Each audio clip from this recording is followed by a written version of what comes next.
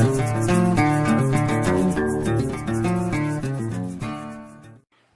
guys, all right, we're getting ready to do the bone broth. It is Thursday night. We're gonna cook this through till Sunday.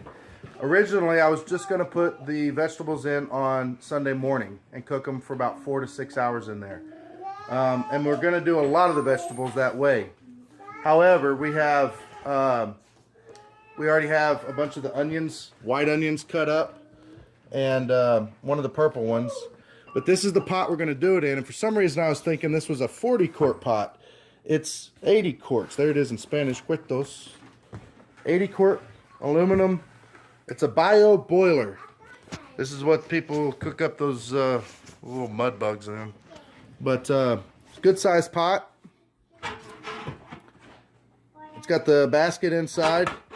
And we're going to go ahead and probably put at least 10, maybe 12 or more gallons in there. The bones and the vegetables that are cut up now.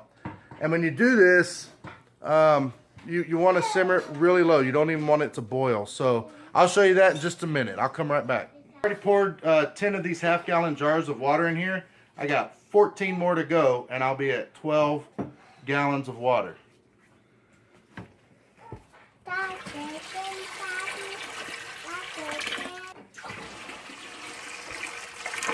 Thing you want to make sure of, is make sure it's cold water. The colder the better to start it off.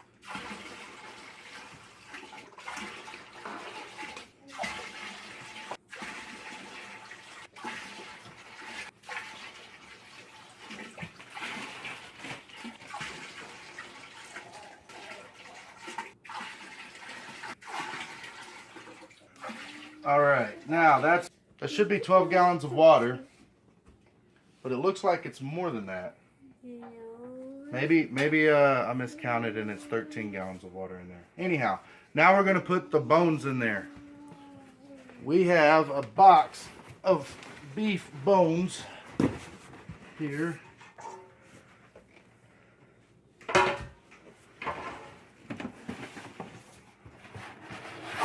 That our friends kept for us.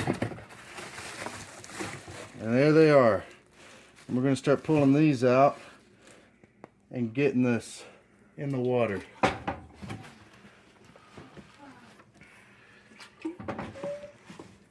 There's the bones in the water, and that was a big box of bones because they're cut up in decent pieces, and it's still almost to the top of where the water is.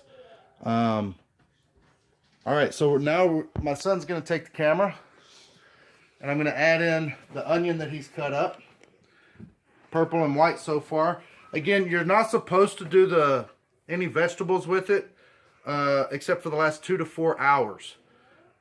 They didn't know that. It was a miscommunication on my part. So now we're going to go ahead and just add what they've cut up, and we'll add more later.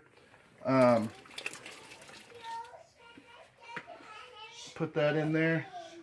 And when we turn these fires on,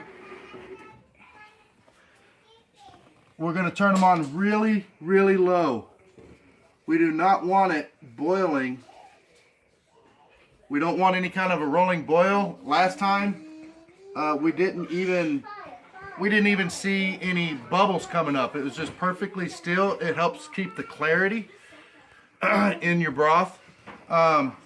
Here in a little while, as the water does heat up before we go to bed tonight, we'll go in with the skimmer and skim a lot of the nasty stuff off the top, and that makes sure that you have a very good tasting broth, a clean broth that's going to be very clear. All right, I'll come back in a couple of days and show you what it looks like. So we're cutting up vegetables for the broth. My son's helping me. We're doing 2 purple onions, 2 white onions, probably about 4 yellow onions, a half a bag of celery, and probably like 10 carrots or something. So be careful. So we're going to put it all in the broth. We're going to put it all in the broth, and then we're going to let it sit for a few more hours before we start preparing it to put in the freezer. So now we have our vegetables that we're putting in our broth. Caleb's going to do that for us. And we don't want to splash because that is a lot of liquid that's going to go everywhere. So So he's going to take his time doing this and get them all in there into that basket so we can just pull it out whenever we're done and have clean broth. And I'll come back in a minute. So now he's down to almost down to the celery and the onions in there. But you got to keep on piling all the good yummy stuff in there. The carrots just sink in. They're heavy.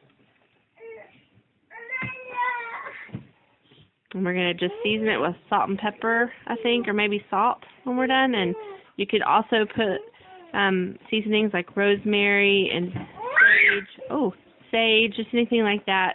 It's going to bring a lot of flavor into your broth. We completely forgot to do the garlic. So we cut off the ends of the cloves and put them in a jar. And my son is shaking it until they all come apart. It's his job. So show us what it looks like, Caleb. There you go. They're all apart now, so now it's okay. They can be in big chunks because we want them to be able to take it out of the broth very easily. So let's get all the little pieces of garlic out, and then we're going to put all the skin. Yep, I think that's probably fine. I do have to cut some of the loose skin off. That's it. So we're going to do this, and then we're going to put these in the broth, and then I'll show you what it looks like after that. Okay, so we got our garlic done. We're putting it into the broth, whole cloves. Don't touch it. This broth has been cooking since Friday, I believe, and today is Sunday. It ought to be good. All right, guys. Well, today is Monday. We did let this broth cook from Thursday night. It was kind of late, probably 6 or 7 o'clock in the evening. Here we are Monday morning. Yesterday, my wife added all the onions and the carrots and all of that stuff. What she forgot to add was salt. You can always add salt when you go to use this down the road. You put too much salt in this to the point where it's just unbearably salty, where you can't eat it, you ruin the whole pot. So you can always add salt later. You can't take it out. So what we're going to do is I'm going to add, I'll probably go ahead and do 1/8 of a cup. I think it could take a lot more than that. But I'm going to add 1/8 of a cup of salt and maybe a little bit of pepper, a little bit of, and some rosemary, thyme, oregano. We'll stir it up and let it go. But it smells wonderful. And we'll be taking all this stuff off of here shortly. And as you can see, I think you could see, it's pretty clear in there. This is going to make us just so much in the way of soups and broth to sip on. I'm looking forward to using this regularly. What we're going to do is freeze it. Finish this up today. And man, we're excited about it. I hope you guys try this out too, because it is truly wonderful. It's very inexpensive, and it's an extremely healthy choice for you and your family. It really is good for you. Do some research. I'll post some stuff on there about the benefits of bone broth in the description below. But this stuff is just, it's fantastic for you. It's been cooking now for another 4.5 hours. It's all ready to go. It's been cooled off now actually it's been cooking for probably 3 hours, and it's been cooling off for 1.5 hours. So we are starting to scoop it out and put it into a bucket that we feed out to the chickens, and then we're going to pull the bones out, throw them to the dogs, and yeah, we tasted it. Tastes excellent. It really is good. The top of it's real oily. That's just going to be a part of it. The oil, the fat that comes out of it's going to go to the top. So I'll come back and I'll show you. I think my wife decided she's going to put them in gallon freezer bags, and we're going to freeze them. So that's going to be, we probably won't fill a gallon bag up all the way, but probably 3/4 of the way. So we'll probably be able to fill up 15 of these, close to it. And we'll come back and show you. And each one of those should make pretty dang close to a big soup for our whole family. So that's we love that. That's great. All right. In case you're wondering, what is it about bone broth that's different than just throwing some meat or whatnot into a pot and getting a broth that way, or just vegetables. Well, right here you can see it.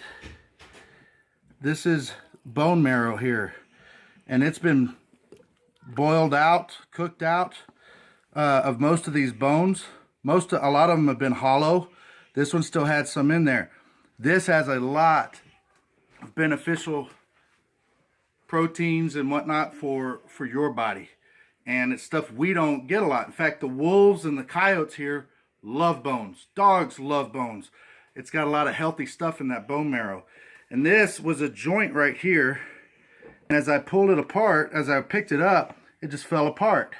The connective tissue in there dissolved into the water that has been slowly cooking for days, and it's just it's just hollowing it out. It's taking all of the beneficials out of it, putting it into a broth, into a hot water that you can later on make into just about any kind of soup. My wife, she just got a cup out, let it cool off a little bit. She's just drinking on it. She really likes it. It's good for sore throats. It soothes them real fast.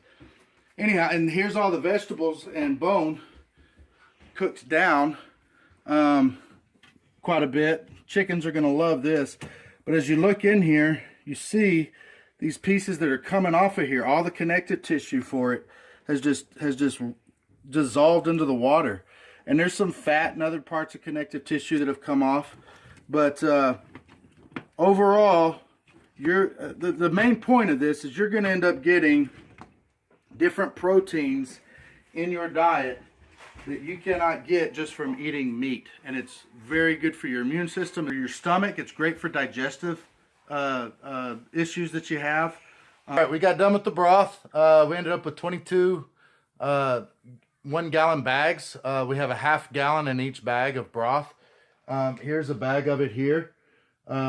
This is cooled off dramatically. It's freezing it cold outside. I think we have 10 bags or so in a cooler on the porch while the others are freezing. We're about done with those being frozen solid, and then we'll transfer them into a deep freezer and put the rest of these in there. One of these bags is broth for a whole soup that'll feed our family. So we got 22 soups coming. We had taken, as soon as we were done with it, we ended up making about 1.5 gallons pot of soup. It fed us all that night, and we got enough for another meal. Anyhow, this stuff is so good for you. It truly is. It's got a lot of vitamins, a lot of minerals, a lot of different proteins that you don't get in the meat. It's good for your stomach. It's good for your immune system.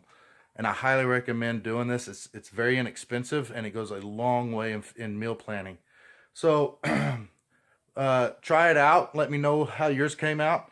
One of the things I put at the beginning of this, we forgot to roast the bones. If you'll roast the bones, you'll end up with a much better flavor, a deeper, richer flavor broth than not roasting the bones. So if you do this, remember, roast your bones. Anyhow, I really hope you enjoyed this. Please upvote, comment, re-steam, and follow. And I hope you have a wonderful day.